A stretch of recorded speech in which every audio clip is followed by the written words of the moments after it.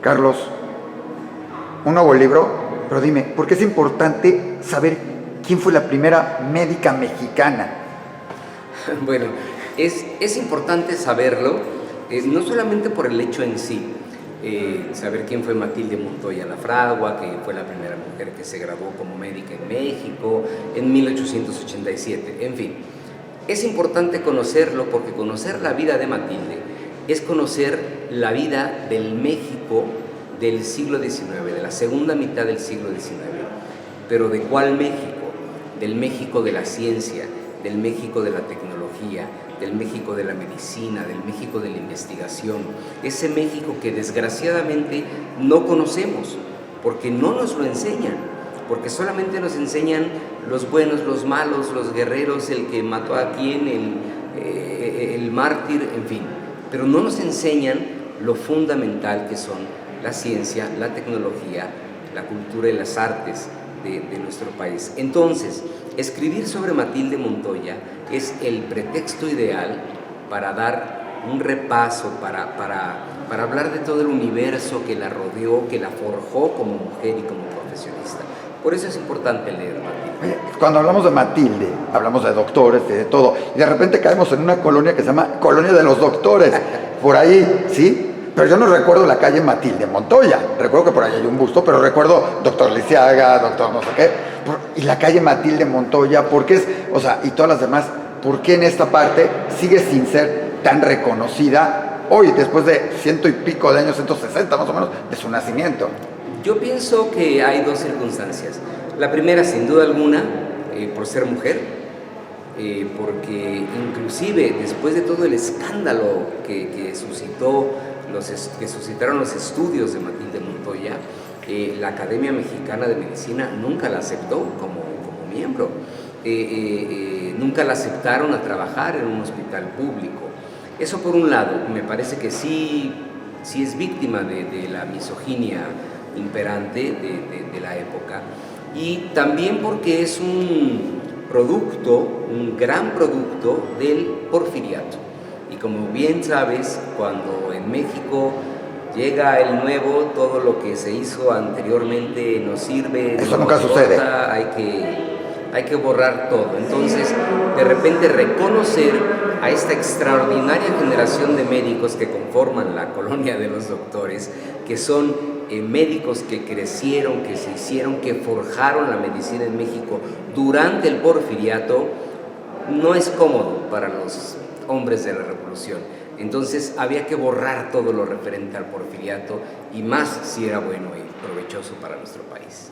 Oye, y dentro de todo eso, y hablando de Matilde, curiosamente se relaciona, y hoy estamos presentando el libro en el Centro Deportivo Israelita, y sale que hay una relación con el mundo judío de Matilde, y muy cercano. Platícanos de esto, porque es... Bueno, es una historia muy conmovedora, porque Matilde no se casó ni tuvo hijos, pero ya cuando era una mujer pues mayor, digamos, para la época, unos 40 y tantos años, ella decidió adoptar a 4 muchachitos.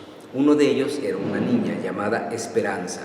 Nunca le dijeron mamá y siempre le hablaron de usted y le dijeron doctora.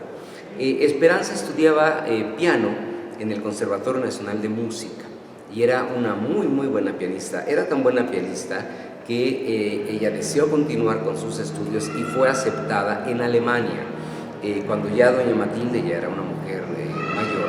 Así es que Matilde pues hizo todo lo posible por mandar a su hija Esperanza a que estudiara Alemania con un maestro judío de piano. Esto estamos hablando de los años 30, así es que ya se imaginarán por dónde viene la historia, ¿no? Con la subida de Hitler al poder, en fin.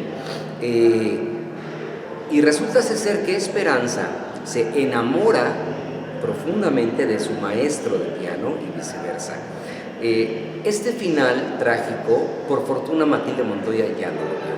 Matilde muere en 1939 y esto debe haber ocurrido 3 años después, 4 años después. Viene el nazismo, el nacionalsocialismo, ya sabemos todos los horrores de la Segunda Guerra Mundial, y el maestro de piano, junto con toda su familia, es apresado y deportado a un campo de concentración. Ya se habían casado Esperanza y su maestro, y el esposo le dice, Esperanza, tú no tienes nada que hacer. Claro, aquí. no tenía nada, o sea, Tú te puedes podría salvarse. Te puedes salvar, no eres alemana, no eres judía, eres mexicana, tienes tus papeles, puedes hablar de tu madre, que fue médica, ¿qué haces aquí? Y fue una historia de amor muy trágico, porque Esperanza le dijo, no, calladito, porque mi lugar es a tu lado, yo te amo, eres mi esposo, y cuántas historias como esas no sabremos, pero así fue como una mexicana, hija de la primera médica mexicana, murió trágicamente, pero al lado de su esposo, en una cámara de gases, en un campo de concentración.